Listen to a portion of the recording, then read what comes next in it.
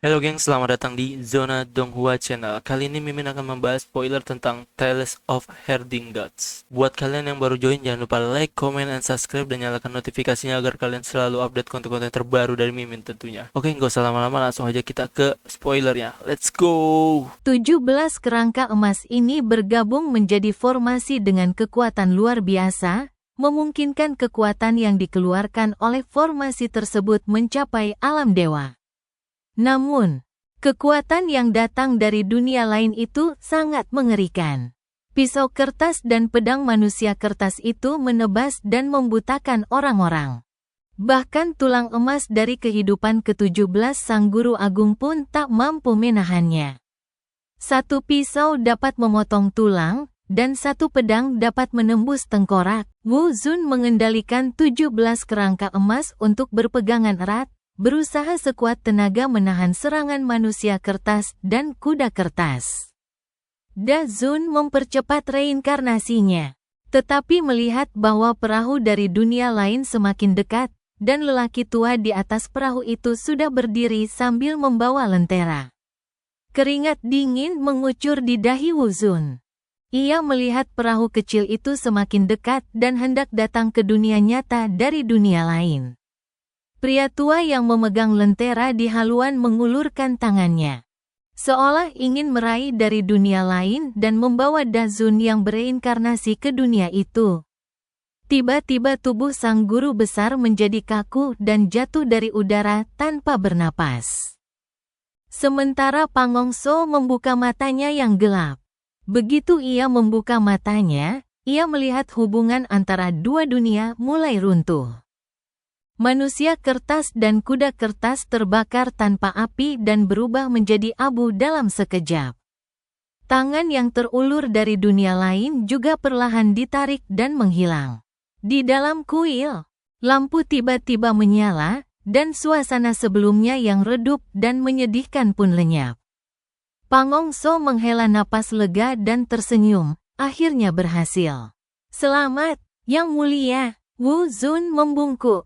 Pangongso melambaikan tangannya, dan Wu Zun membungkuk lalu mundur selangkah, menutup pintu istana, dan menghela napas lega, jika guru agung tidak tua dan lemah. Bagaimana mungkin ia membiarkan pedang langit datang dan membunuhnya?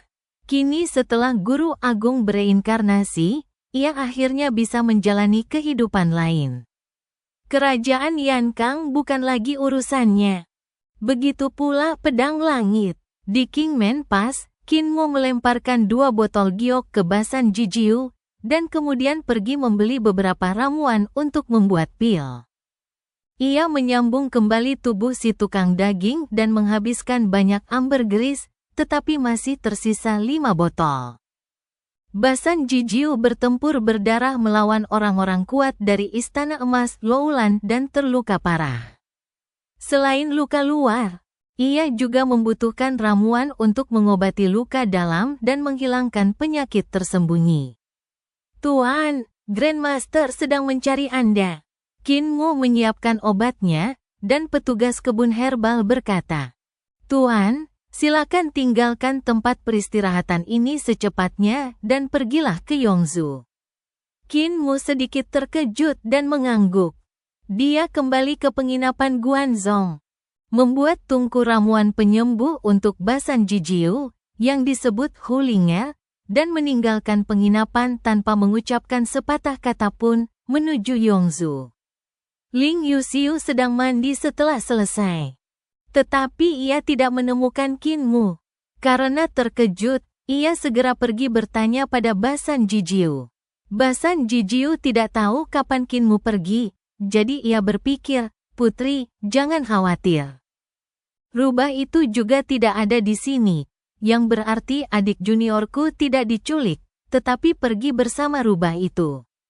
Ling Yuxiu merasa sedikit kecewa. Kali ini, Kinmo pergi diam-diam tanpa memberitahunya. Apakah harus semisterius itu? Apakah ada yang tidak bisa dikatakan? Basan Jijiu mengambil ramuan itu, berdiri, dan berkata, Putri, ayo kita kembali ke Imperial Cholege. Menghitung waktu. Kepala suku Jijiu akan segera mengundurkan diri, dan kepala suku Jijiu yang baru akan segera menjabat. Ayo kita pulang lebih awal. Kepala suku Jijiu selalu menjagaku dengan baik. Dan aku harus pergi untuk mengantarnya.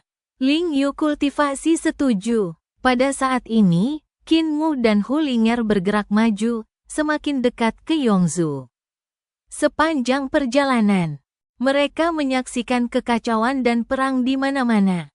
Dari waktu ke waktu, beberapa sekte menyatakan bahwa kaisar tidak adil, secara keliru mengangkat menteri pengkhianat sebagai guru negara, dan membawa kekacauan ke dunia.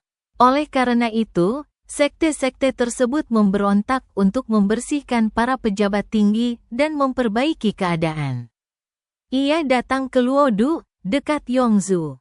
Luodu juga sedang dilanda kekacauan akibat perang dan rakyatnya hidup dalam kesulitan. Pasukan dari seluruh negeri berusaha memadamkan pemberontakan. Tetapi itu hanyalah solusi sementara dan tidak dapat berbuat banyak. Api guru Yankang terlalu kuat.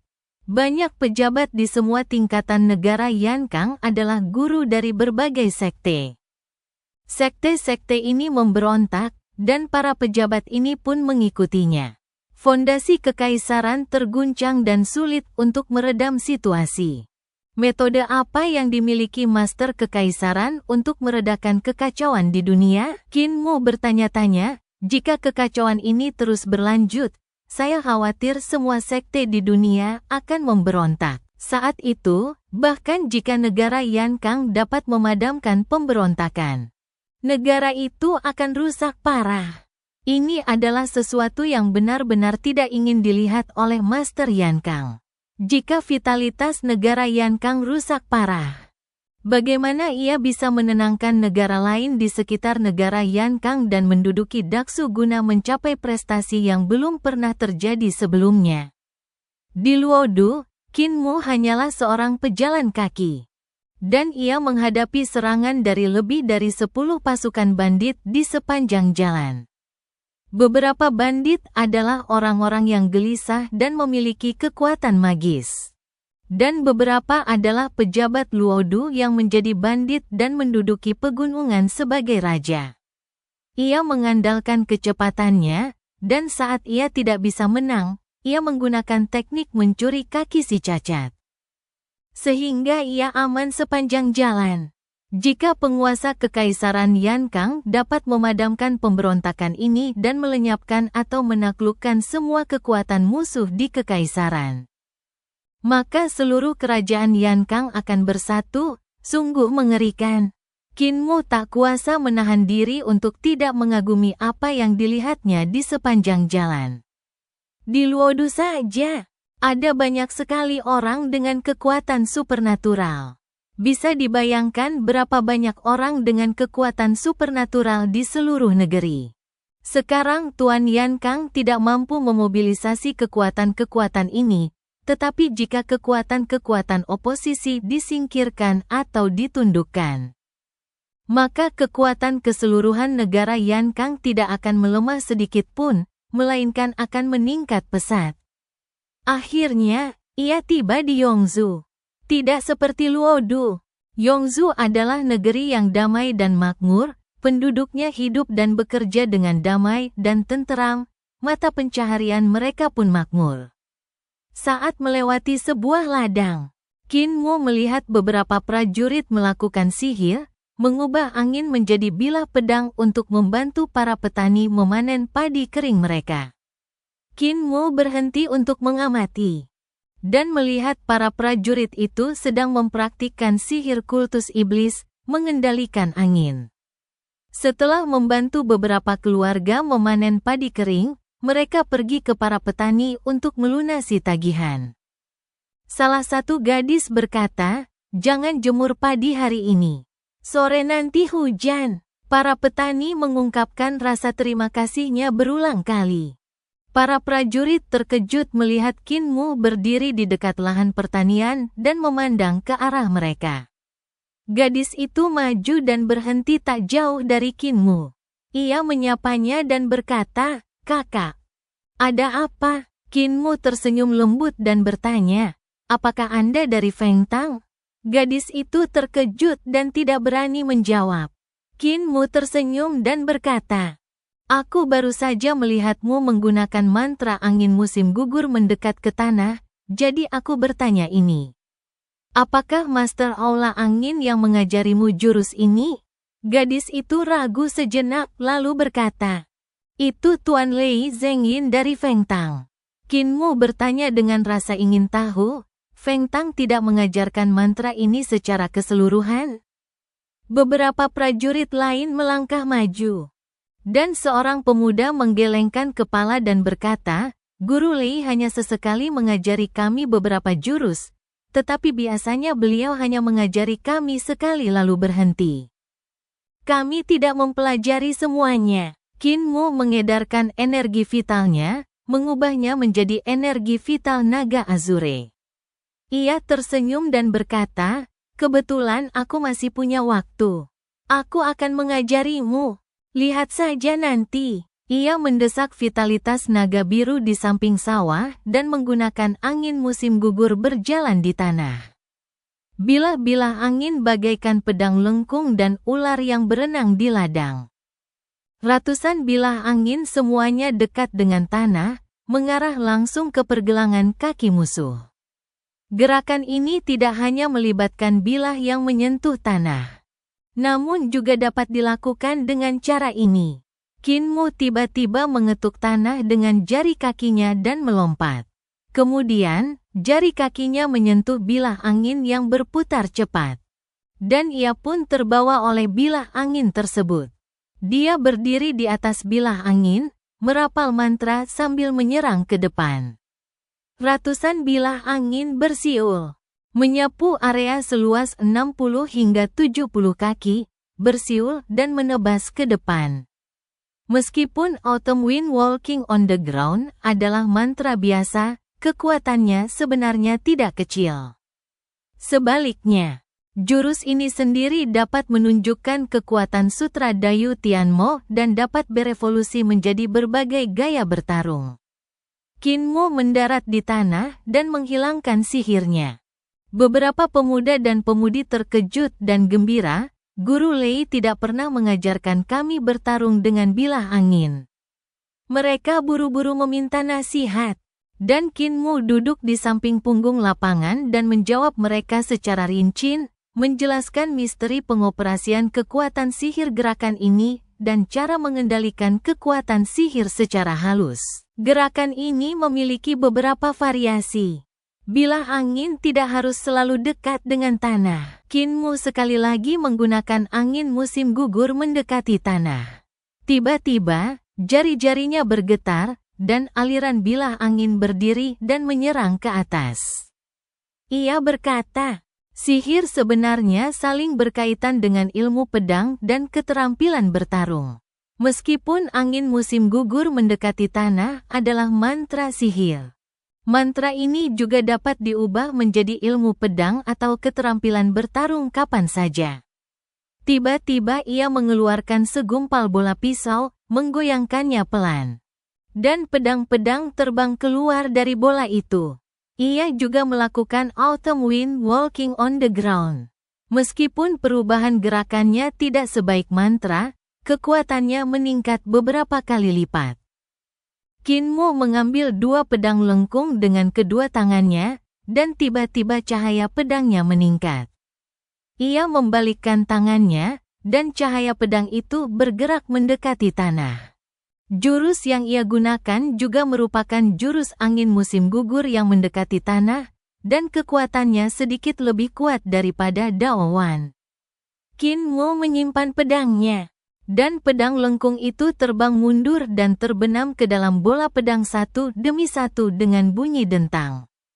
Dia menoleh ke belakang dan melihat anak-anak muda, laki-laki dan perempuan. Semuanya tercengang. Qin Mu tersenyum dan berkata, apakah kamu mengerti? Seorang gadis bergumam, bagaimana sihir bisa diubah menjadi ilmu pedang dan keterampilan bertarung? Bahkan Master Lei pun tidak bisa melakukannya.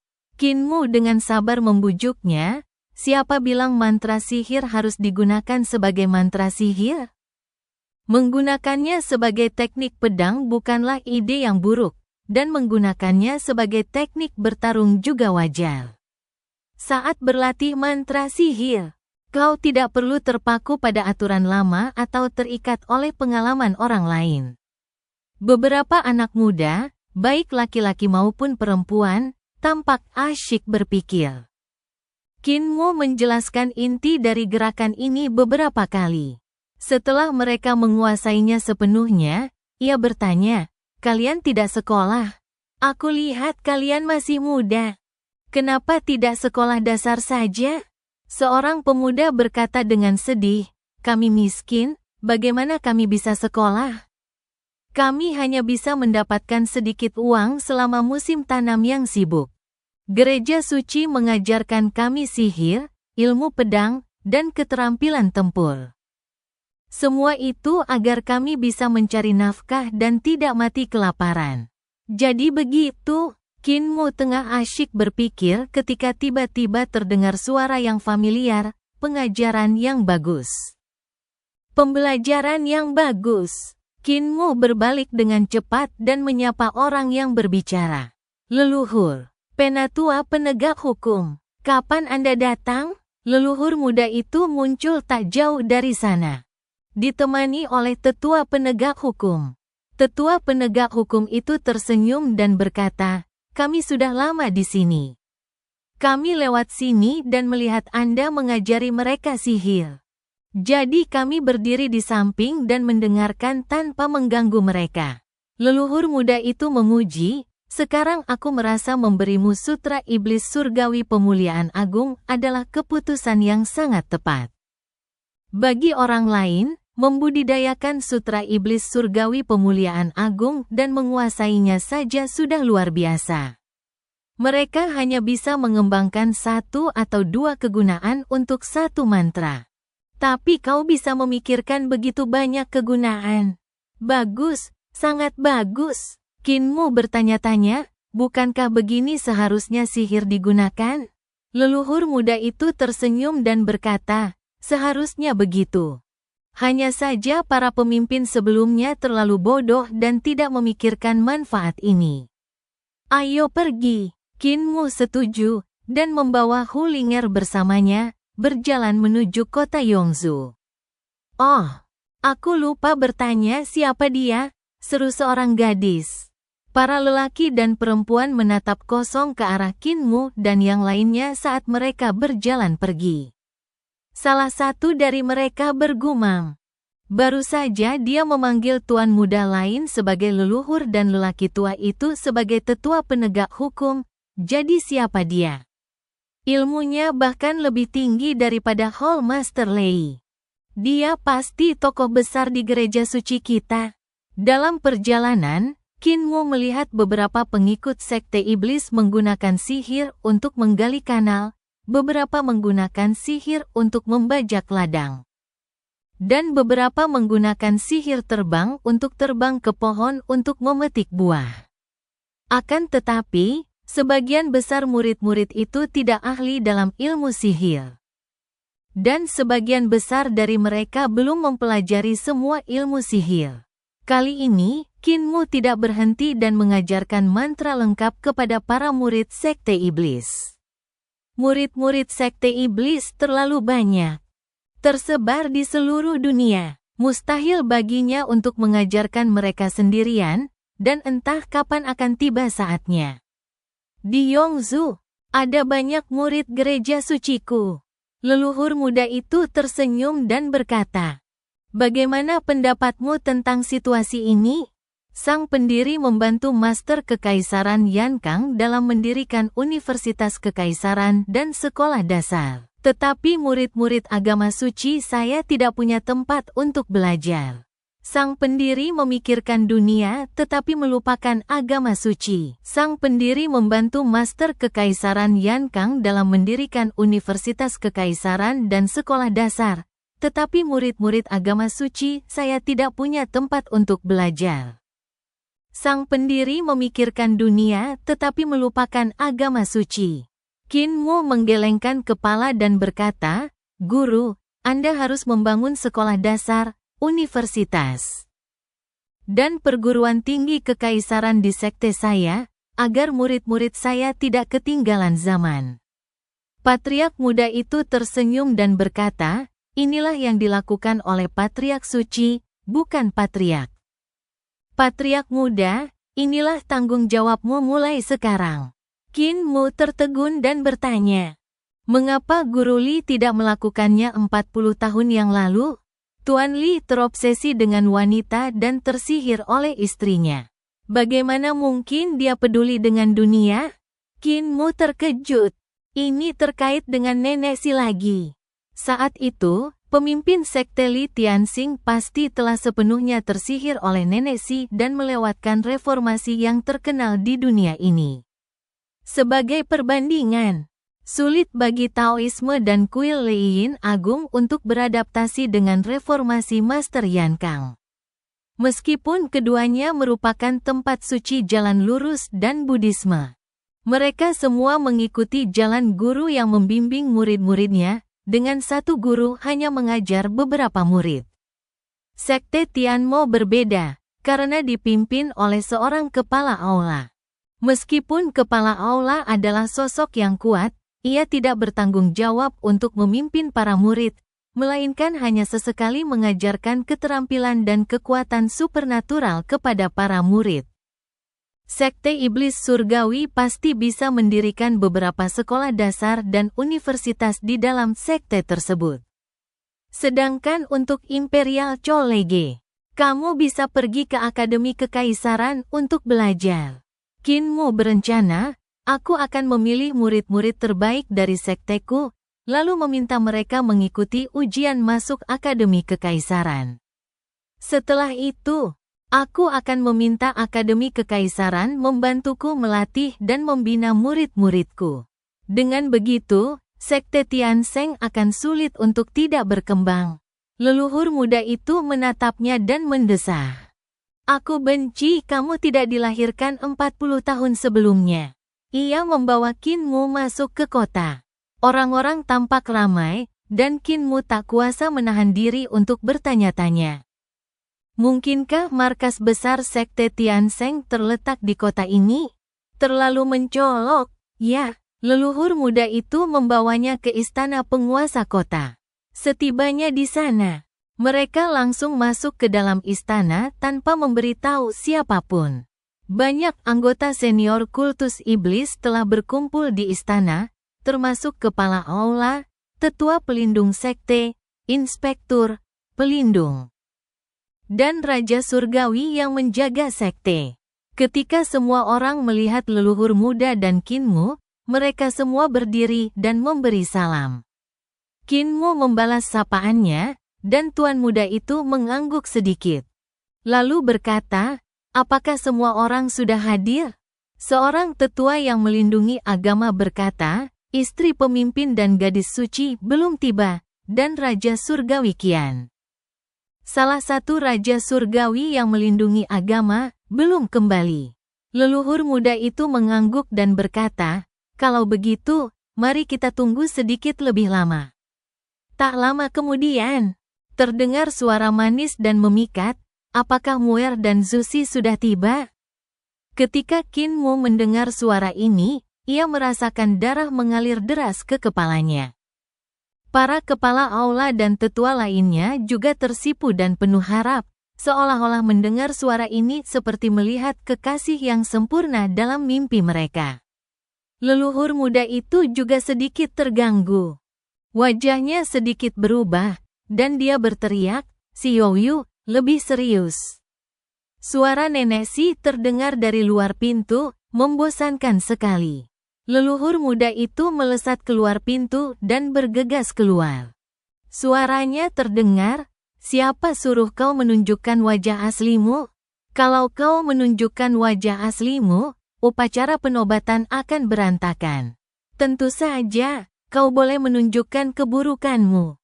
Anak yang kau besarkan akan menjadi pemimpin, dan kau ingin dia jatuh cinta padamu. Benar, masuklah." Qin Mu menghela napas lega, Begitu pula semua orang di istana Tuan Kota. Beberapa tetua berambut putih dan Raja Surgawi Sekte menyeka keringat dingin di dahi mereka dan menenangkan diri. Di luar pintu, leluhur muda dan nenek si masuk. Wanita tua itu masih sedikit tidak puas. Ia melihat sekeliling dan tersenyum ketika melihat Kinmu. Ibu mertua, Kinmu bergegas maju, meraih tangan nenek si, dan berkata sambil tertawa pelan. Nenek, aku tahu nenek di Imperial College. Nenek bahkan belum mengganti nama belakangmu. Nenek si bingung dan berkata, aku tidak pergi ke Akademi Kekaisaran. Aku hanya mengamatimu dari jauh. Lagi pula, Grandmaster ada di Akademi Kekaisaran. Aku sama sekali tidak mengkhawatirkan keselamatanmu. Kinmu tertawa dan berkata, kau masih berpura-pura. Aku sudah tahu. Kau adalah si dari Akademi Kekaisaran. Sang Santo ada di sini. Tiba-tiba sebuah suara keras berkata. Kinmu hendak menyebut nama si Yunxiang ketika tiba-tiba ia melihat si Yunxiang masuk dari luar. Suara nenek si terdengar di telinganya. Sang Santo dan pemimpin itu teman sekelas. Mereka diterima di Akademi Kekaisaran pada saat yang sama.